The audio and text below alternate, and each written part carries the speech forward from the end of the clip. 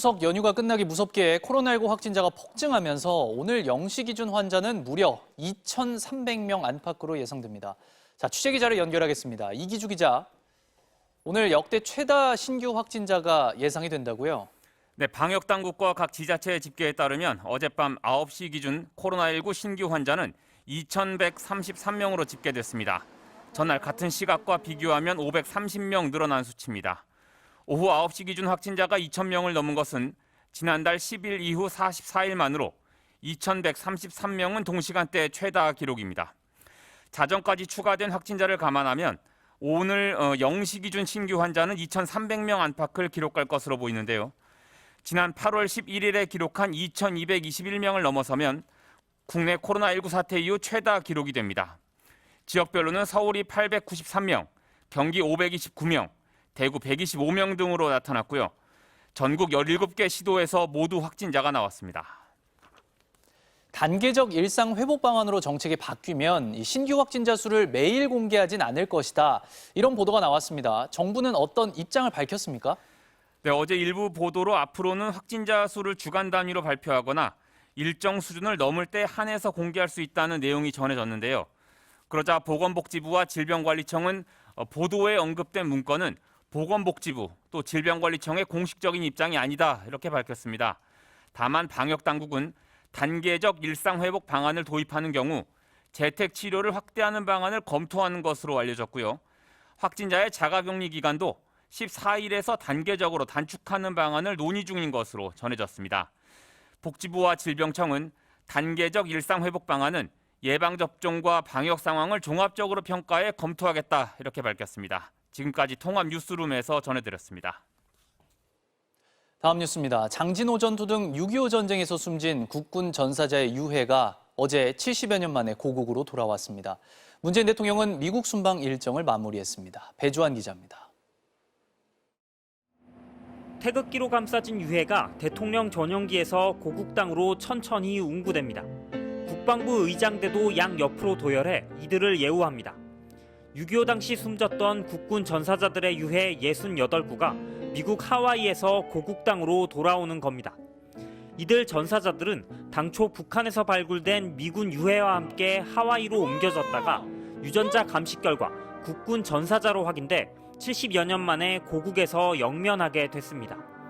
이들 중 미 7사단 소속 카투사로 복무하다 1950년 장진호 전투에서 숨진 고 김석주 정환조 일병은 신원까지 확인돼 유가족 8명이 유해 봉환식에도 참석했습니다. 특히 고 김석주 일병의 증손녀이자 현역 군인인 김혜수 소위는 하와이에서부터 증조부의 봉환을 함께했습니다. 유해를 모신 대통령 전용기와 공군 수송기가 우리 영공에 진입했을 때 F-15K 편대가 엄호하는 등 정부도 최고의 예우로 전사자들을 맞이했습니다. 고국 영웅께 대하여 경례! 앞서 어제 오전 하와이에서 군 통수권자로는 처음으로 해외에서 유해 인수식을 주관했던 문재인 대통령은 유해 발굴을 위한 남북미의 인도적 협력이 계속 이어질 거라고 강조했습니다. 우리에겐 아직 돌아오지 못한 많은 영웅들이 있습니다. 아직도 가족의 품으로 돌아가지 못한 용사들을 찾기 위해 계속 노력할 것입니다. 봉환식을 마친 뒤 국군 전사자 유해 68구는 서울 현충원으로 옮겨졌으며 문 대통령은 거수경례로 마지막 예를 다하며 3박 5일간의 미국 순방 일정을 마무리했습니다. MBC 뉴스 배주환입니다. 이에 앞서 문재인 대통령은 돌아오는 전용기에서 종전선언의 의미와 구상을 직접 설명했습니다. 엄지인 기자입니다. 한국전쟁 당사국이 모여 한반도에서의 전쟁 종료를 선언하자 문재인 대통령은 종전선언이 북한과 미국의 관계 정상화를 위한 협상의 입구가 될 거라고 강조했습니다. 이제 전쟁을 끝내고 이제 평화 협상으로 들어가자라는 일종의 정치적 선언입니다. 일부에서 우려하는 주한미군 철수와는 아무런 관계가 없고 다만 북한의 비핵화는 단계별로 대북 제재 해제와 연계해 투트랙 협상으로 진행해야 한다고 설명했습니다. 대화의 공백이 길어지면 다시 위기가 조성될 수 있다면서 미국은 의지를 강하게 표출하고 있고 북한도 완전히 문을 닫은 것은 아니라고 봤습니다. 결국은 북한도 대화와 외교의 길을 선택하는 것이 북한에게 유리하다고 판단할 것이라고 믿습니다. 북한의 최근 미사일 발사는 미국이 대화를 단념하지 않을 정도의 저강도 긴장 고조 행위라고 평가했습니다. 공군 1호기에서 예정에 없던 깜짝 간담회를 가진 문 대통령은 코로나19와 관련해선 백신을 충분히 확보할 수 있느냐는 이제 걱정할 단계가 지난 것 같다면서 최소한의 방역 조치를 유지하며 일상을 회복할 수 있는 구체적인 방안을 논의해 다음 달쯤 공개하겠다고 밝혔습니다. MBC 뉴스 엄지인입니다.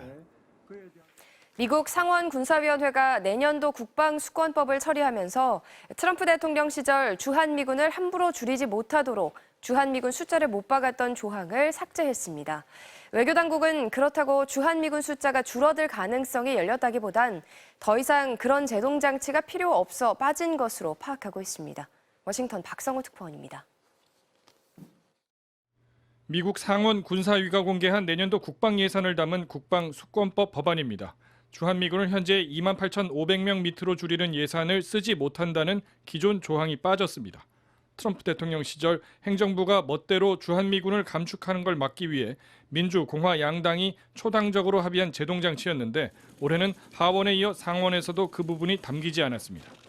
외교소식통은 바이든 행정부에서는 더 이상 주한미군을 일방적으로 감축할 우려가 사라졌기 때문에 불필요한 조항이라는 설명이 의회에서 한국 외교당국에 전달됐다고 전했습니다. 내년도 국방수권법에는 대신 한반도의 평화와 안정이라는 공동의 목표를 지지하며 한미 상호방위조약에 부합하게 한미동맹을 강화한다는 내용이 담겼습니다. 새 법안이 주한미군 숫자를 명시하지 않아서 감축을 막을 방어막이 사라졌다는 우려를 감안한 것으로 풀이됩니다.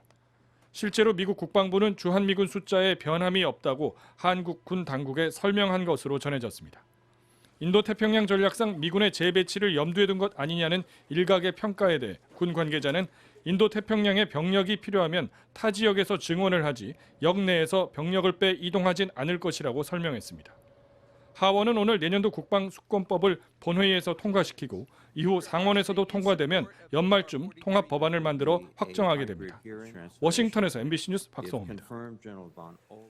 파산설이 돌던 중국 헝다그룹이 어제 돌아온 채권이자 지급기를 일단 무사히 넘겼습니다.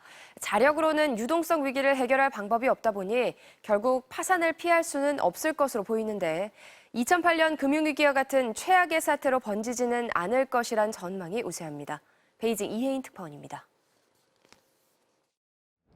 1,400억 원의 채권 이자 지급 기한인 어제 부도 처리될 거란 우려와 달리 헝다그룹의 주가는 17% 넘게 올랐습니다.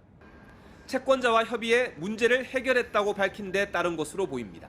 中国恒大周三在深交所发布公告，表示将会于周四如期支付其中一笔公司债的利息。 하지만 불안은 여전합니다. 어제 내야 할 이자 중 해결한 건 425억 원뿐. 이마저도 갚은 게 아니라 지급을 늦추기로 한 거란 의혹이 나옵니다. 여기에다 연말까지 7,900억 원에 이르는 채권이자 지급 기한이 줄줄이 밀려옵니다. 헝다그룹의 총 부채는 355조 원. 이 중 50조 원은 올해 안에 갚아야 하지만 아파트 현물로 투자금을 상환해야 할 정도로 돈줄이 말라붙었습니다. 중국 당국의 부동산 규제 때문입니다. 이 때문에 헝다의 파산은 시기만 늦춰진 것일 뿐이란 비관적 전망이 나옵니다. 일각에서는 2008년 리먼 브러더스 사태와 같은 헝다발 금융위기 가능성도 제기합니다. HSBC와 USB 같은 거대 투자은행과 미국의 블랙록, 프랑스의 아문디와 같은 자산운용사들이 헝다의 외화 채권에 투자했기 때문입니다. 하지만 헝다 부채의 90%는 중국은행과 기업이 갖고 있어 세계 경제에 미칠 영향은 크지 않을 거란 전망이 현재로선 더 우세합니다.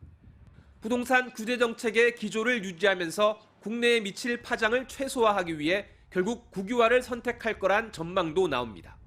베이징에서 MBC 뉴스 이혜인입니다.